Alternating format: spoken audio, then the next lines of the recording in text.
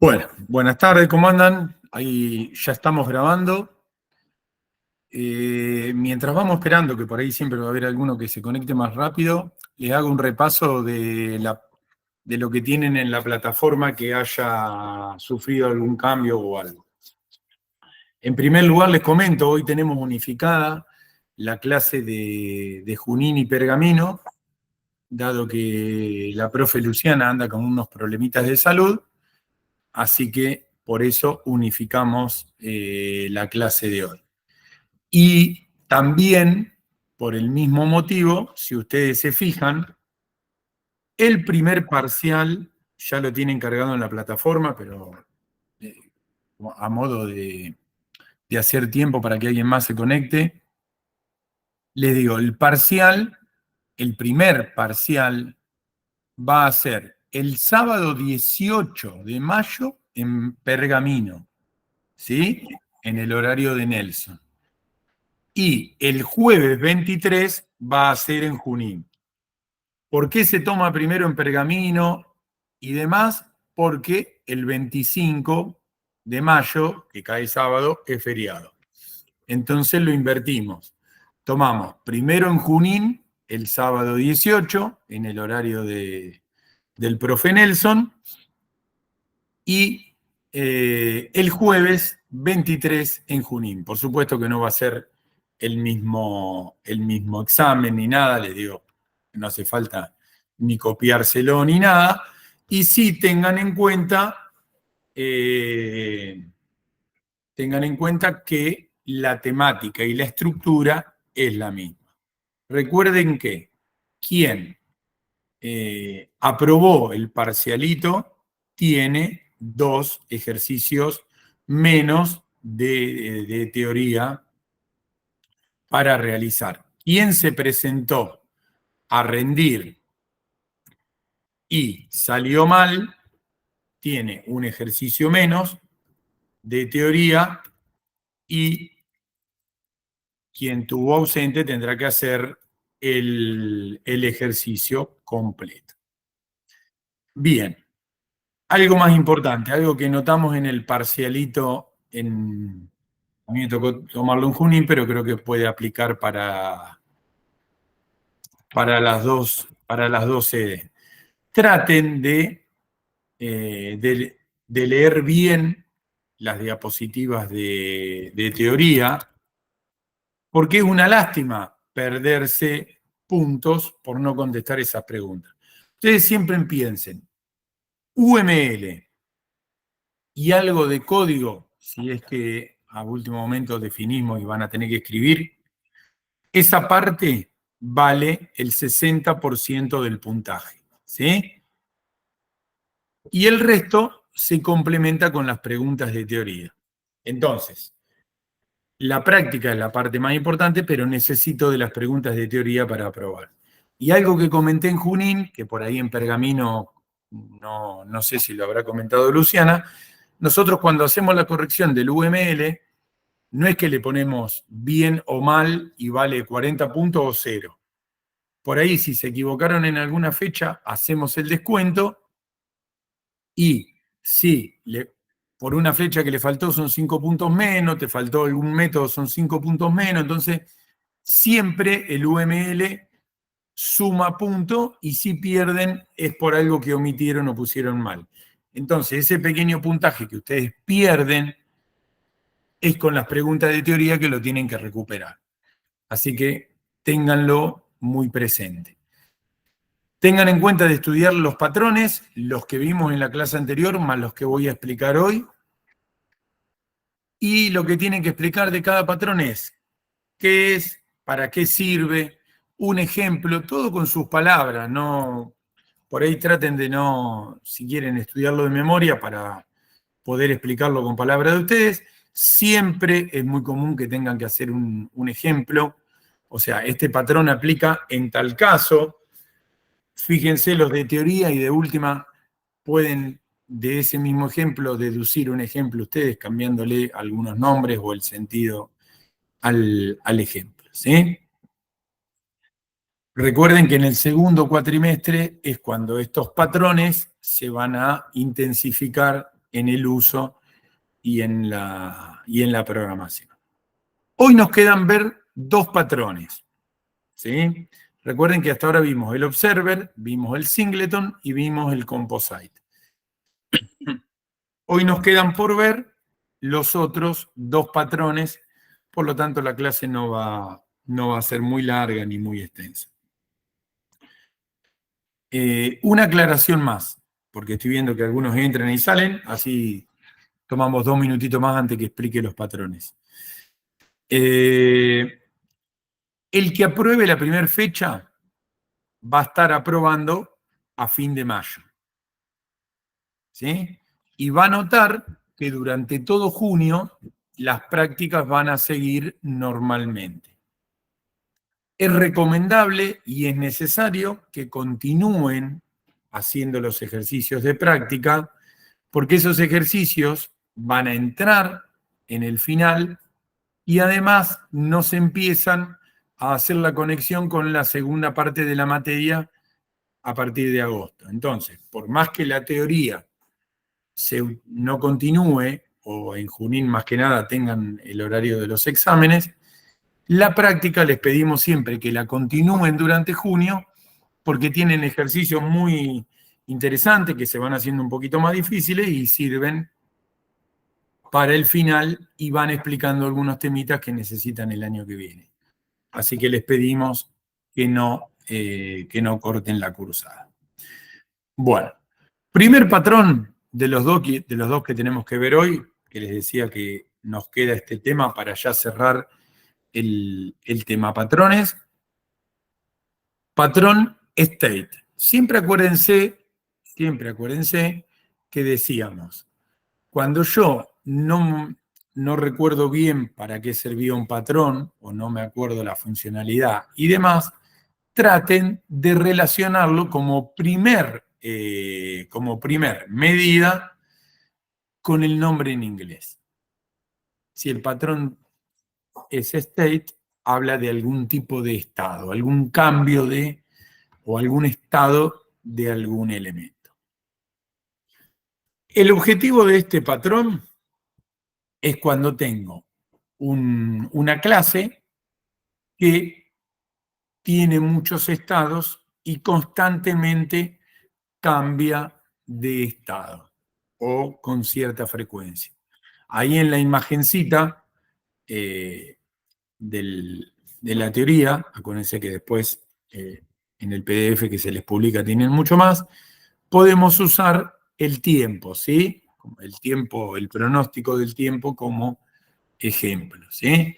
Donde si yo tengo una clase que refleja el pronóstico o el tiempo actual, va constantemente cambiando de estado, de soleado a nublado, a lluvioso. Entonces, este patrón trata de representar esa situación donde un objeto tiene un estado, al rato tiene otro, más tarde tiene otro, que tenga un cambio bastante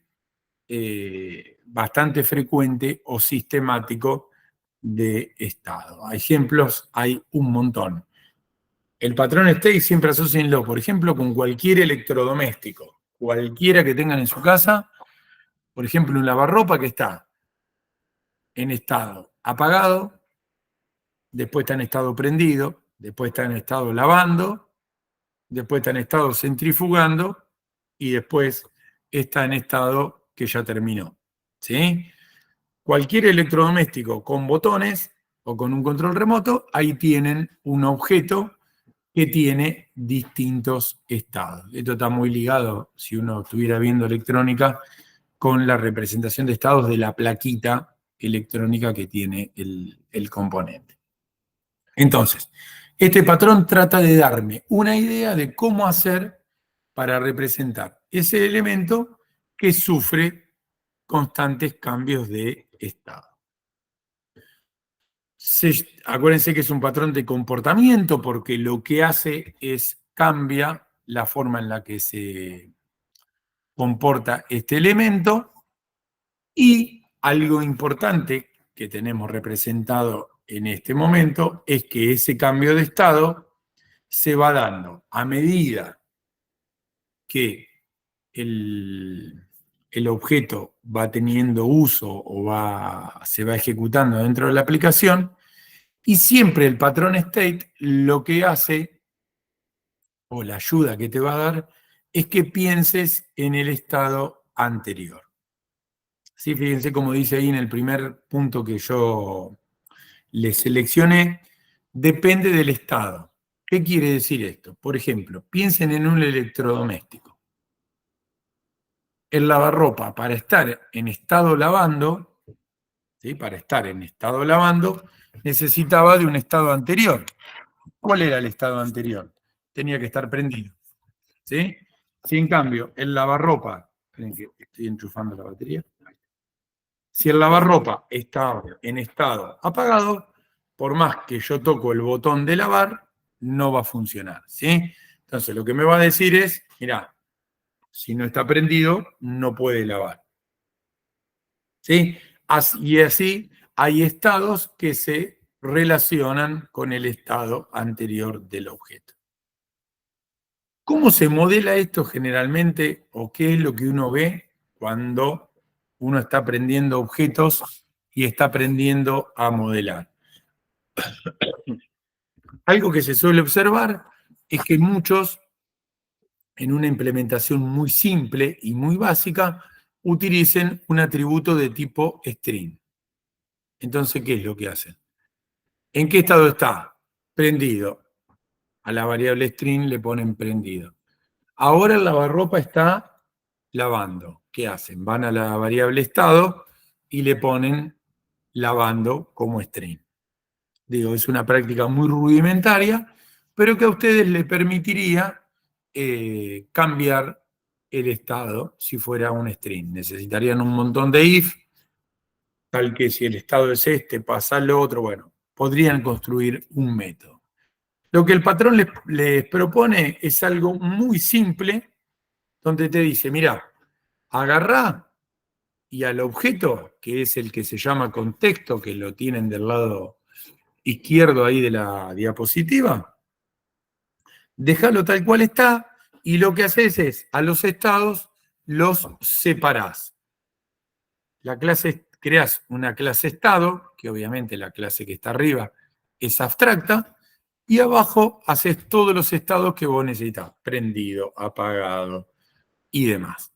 ¿Sí? Lo que te propone es separar los estados en clases distintas de la clase que representa esos cambios de estado. Y fíjense que la clase contexto, que podría ser el ejemplo del lavarropa para continuar con el mismo, tiene una variable que se llama estado actual y lo que contiene es un objeto de tipo estado.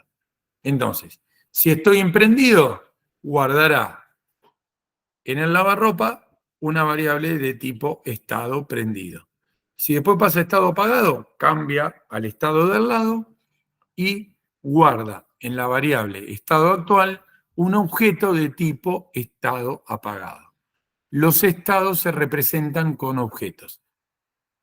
Esto lo que logra es muchísimo dinamismo en el cambio de estado y lo que logra es que yo puedo agregar distintos objetos estado de acuerdo a la complejidad que tenga, por ejemplo, mi lavarropa. Yo puedo tener un lavarropa básico que lava, centrifuga, prende y apaga. Listo, tengo 4 estados.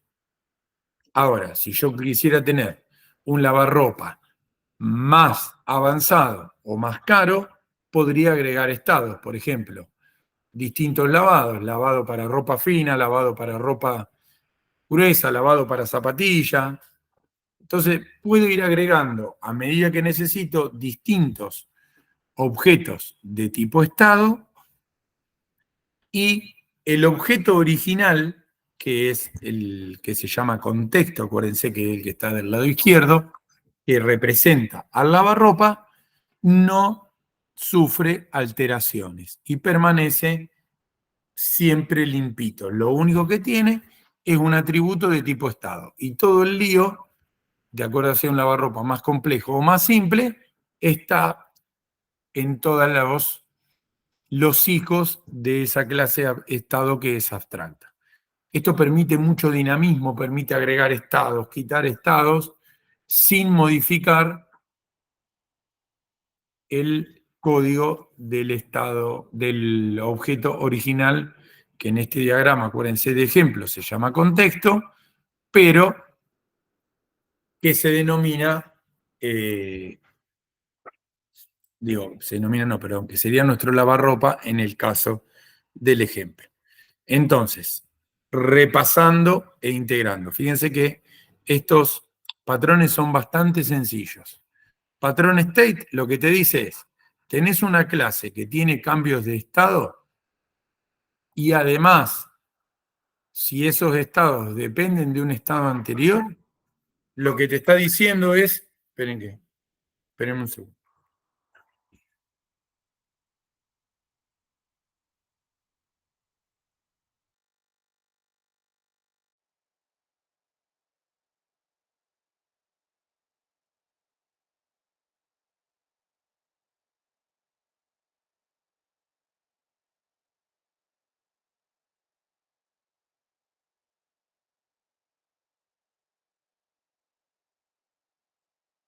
Perdón, seguimos.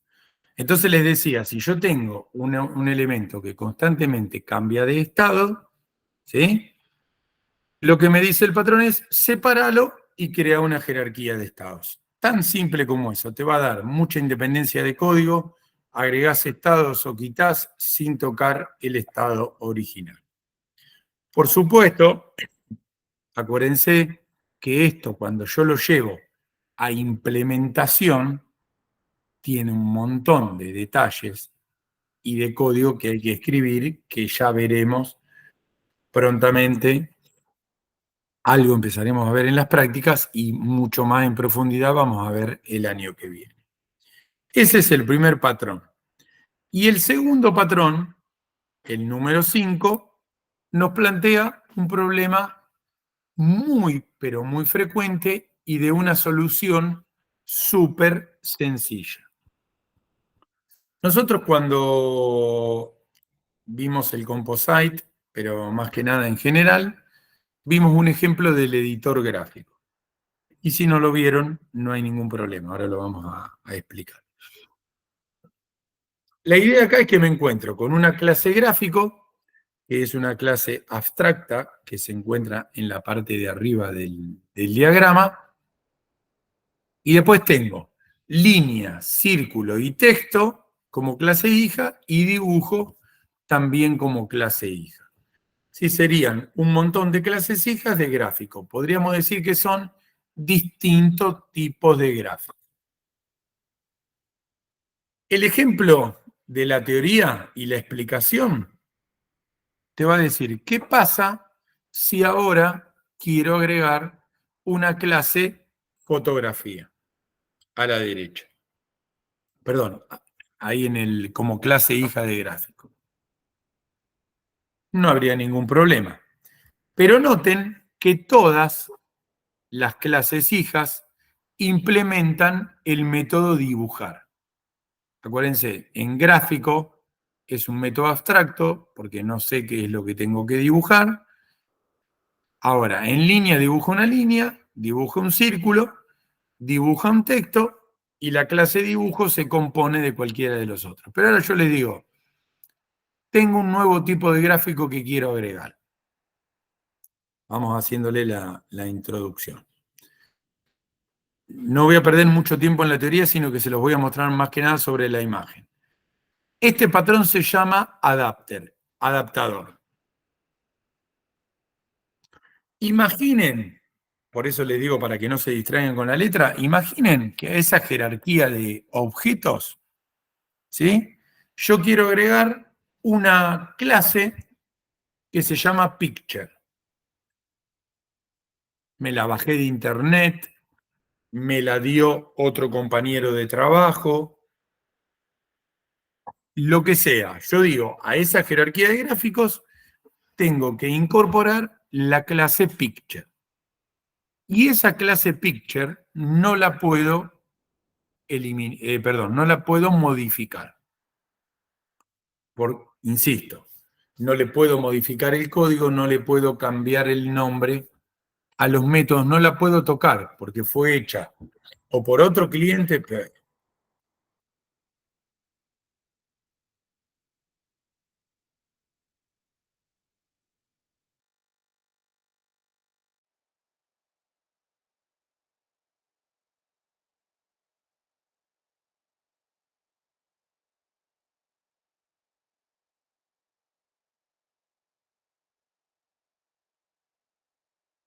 ¿Qué pasó, profe? ¿Se cortó?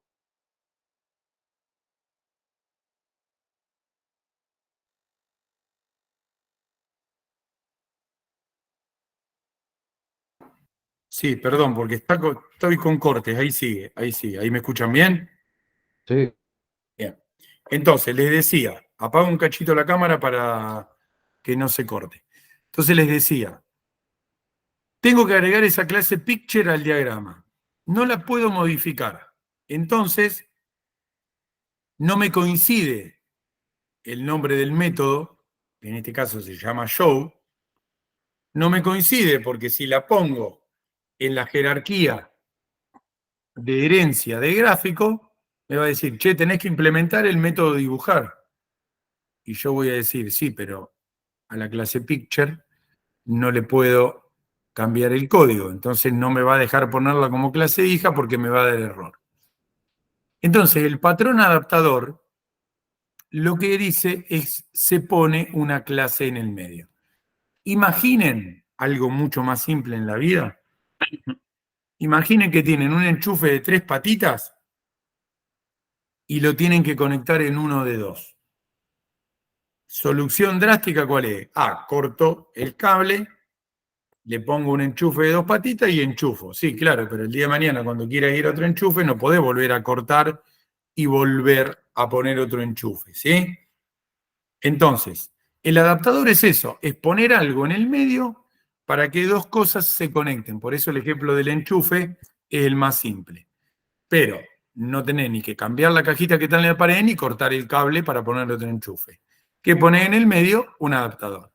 Como cuando necesitan enchufar y no coinciden las fichas. Bueno, acá es exactamente lo mismo.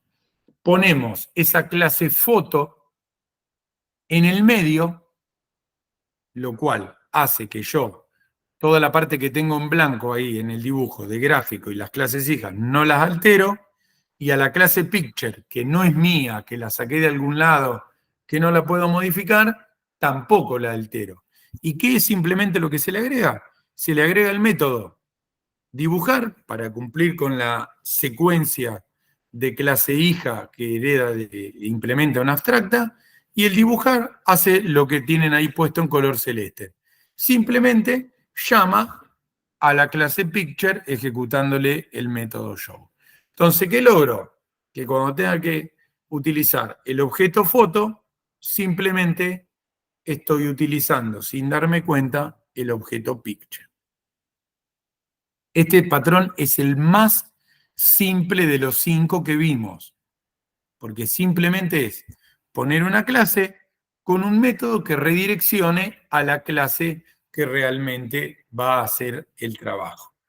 Este patrón es el más simple, el más fácil de implementar y el más cortito en cuanto a desarrollo. Y creo que es muy simple de darse cuenta cómo funciona.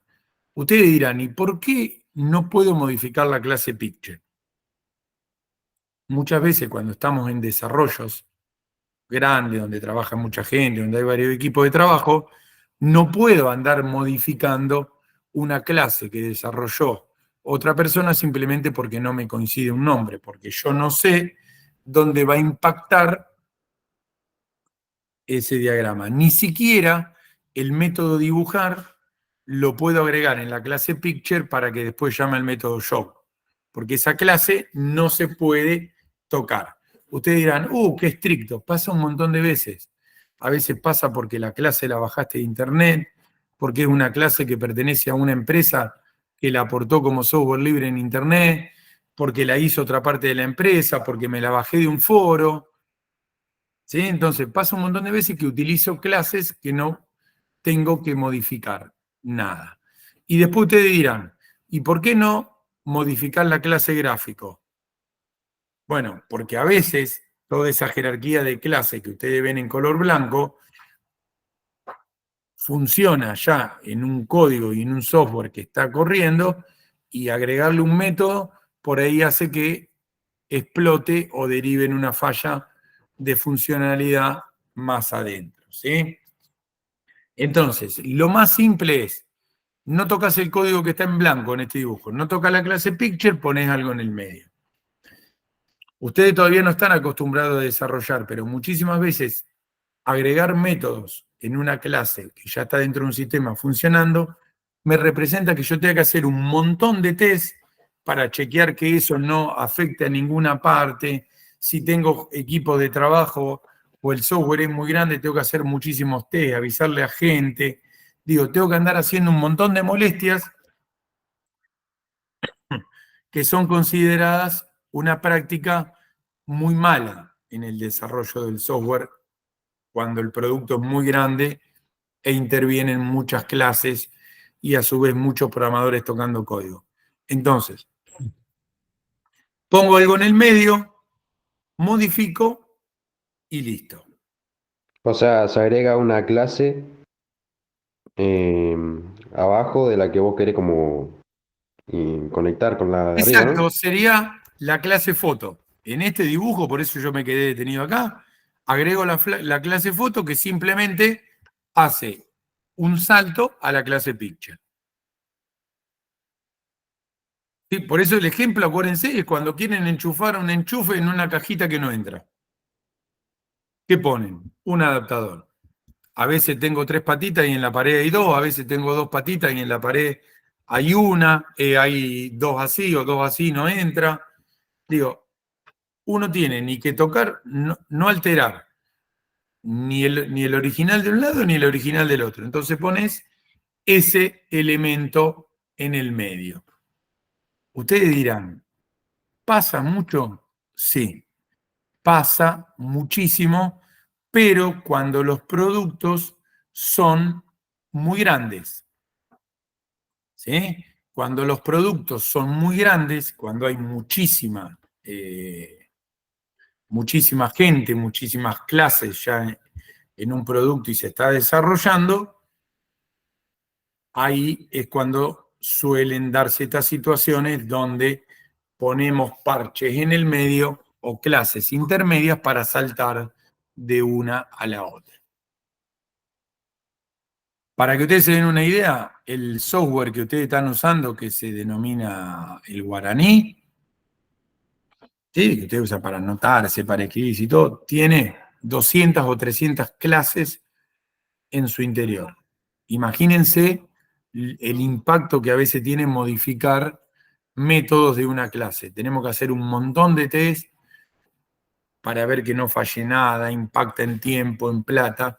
Entonces, este tipo de soluciones son mucho más prácticas.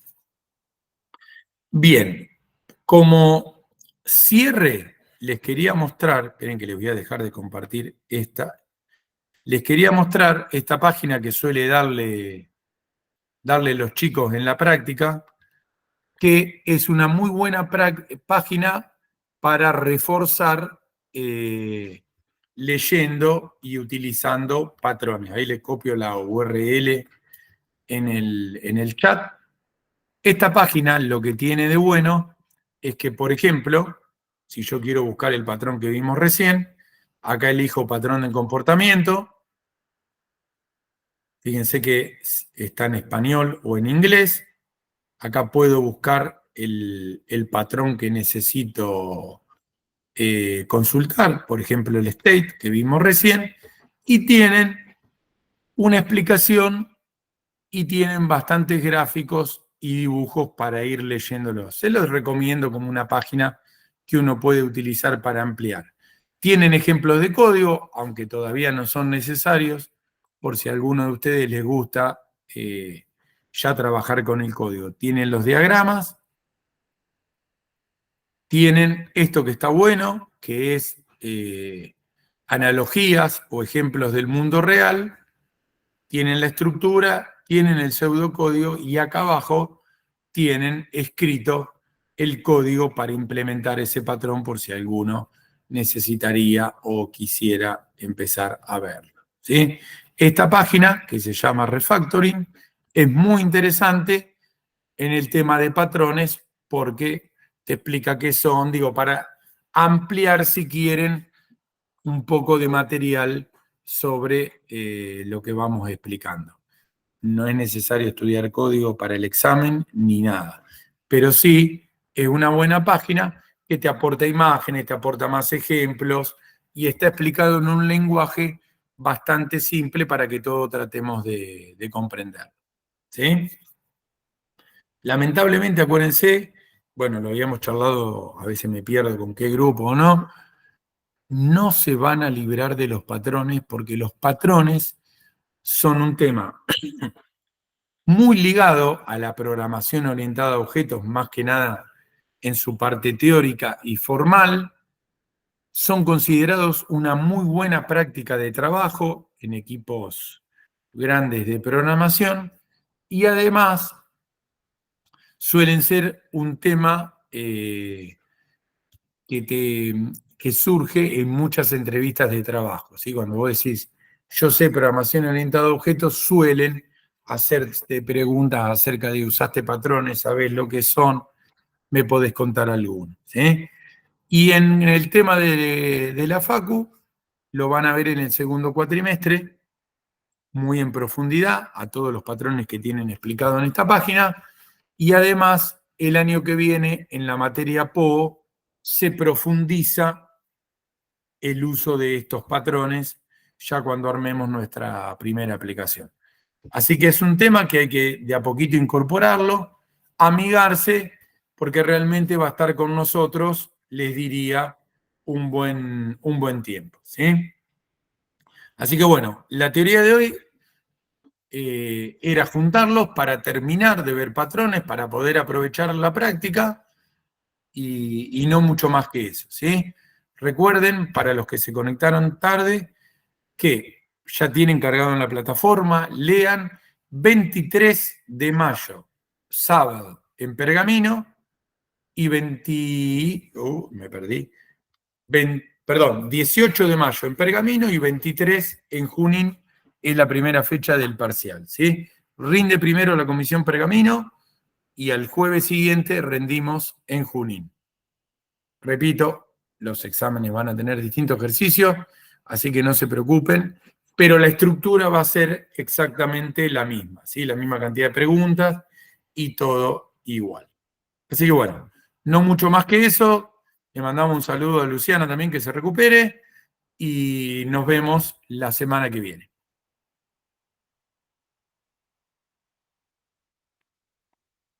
Profe, Diga, no entendí muy bien cómo se adapta la clase en medio del adapter ese. eso lo vas a ver cuando pasemos a la parte de escribir código. Claro, Por pero ahora, ¿cuál en el sería diagrama es lo que vimos, es agregás una clase con un método para cumplir con la herencia que realiza el salto a la clase que realmente te interesa utilizar. Por ahora te tenés que quedar con esa parte. Después, cómo se hace a nivel código, eso lo vamos a ver más adelante. Claro, pero se mete una clase entre la foto y No, la... la clase, espera que voy a dejar de compartir. No, la clase que agregás es la clase foto. Ya que te lo voy a compartir de nuevo. Esa es la clase que agregás. Espera.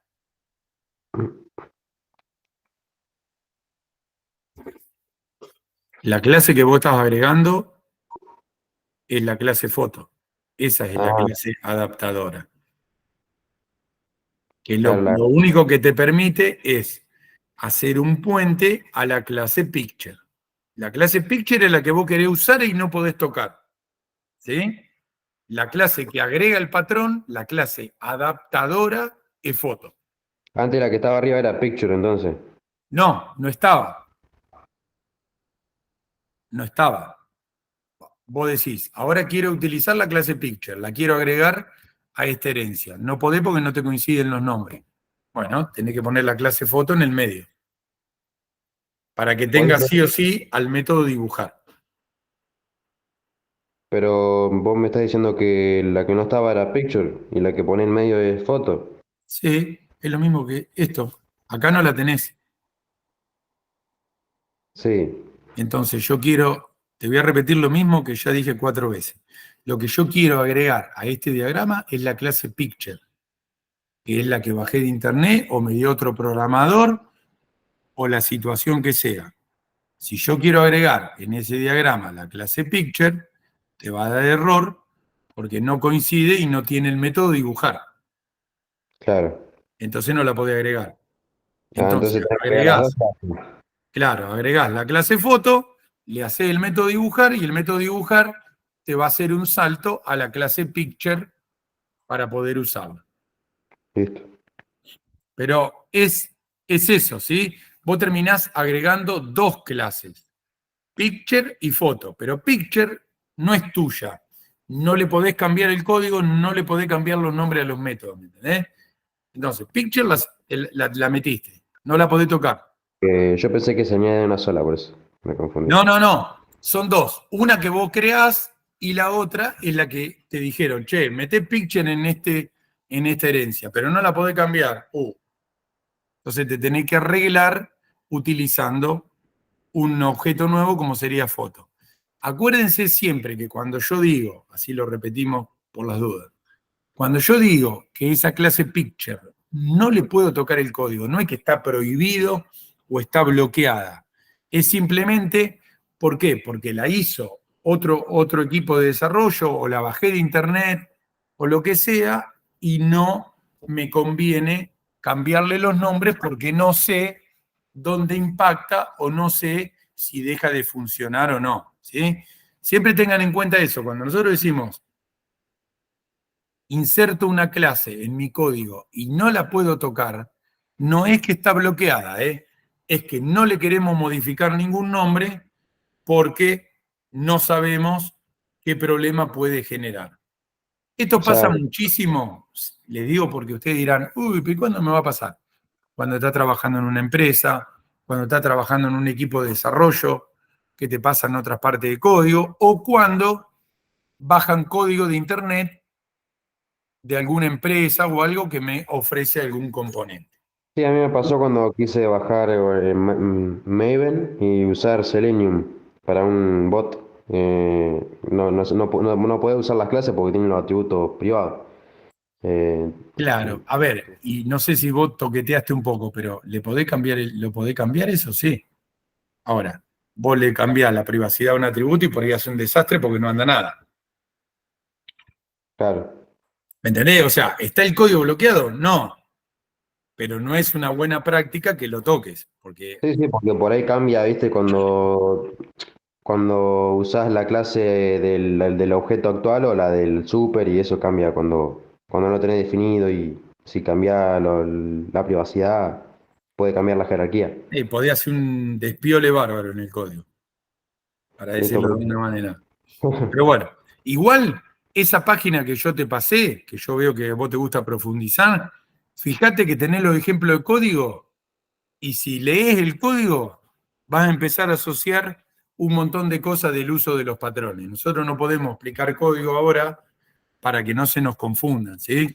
Pero en esa página que te pasé tenés muchísimos ejemplos de código que resuelve los patrones y te vas a empezar a dar cuenta cómo funciona. dale, perfecto, listo. Bueno, igual ahora te guardaste el link Em, que está acá en eh, el chat. a ver, Ahí, copialo porque si no en la grabación no sé si sale. Profe, disculpen, Sí, bueno, yo llegué, me uní tarde, capaz que ya lo respondió. ¿La corrección de los parcialitos está subida o...? no, va a estar durante esta semana porque los chicos vienen medio lento. Ah, bueno. Así que sí, va a estar publicada en la plataforma. Y el parcial es el Vos sos de Comisión Junín o Pergamino. pergamino. Bueno, te toca el sábado 18. Fíjate que en la plataforma igual está, ¿eh? Ah, Pero ustedes listo. rinden con Nelson la primera fecha el sábado 18. Listo. Y Junín rinde el jueves 23, la primera fecha, digamos. Perfecto, gracias. Bueno, chicos, cierro la grabación, Nos vemos. así desconecto. Chao, hasta luego. Sigan bien y nos vemos la semana que viene.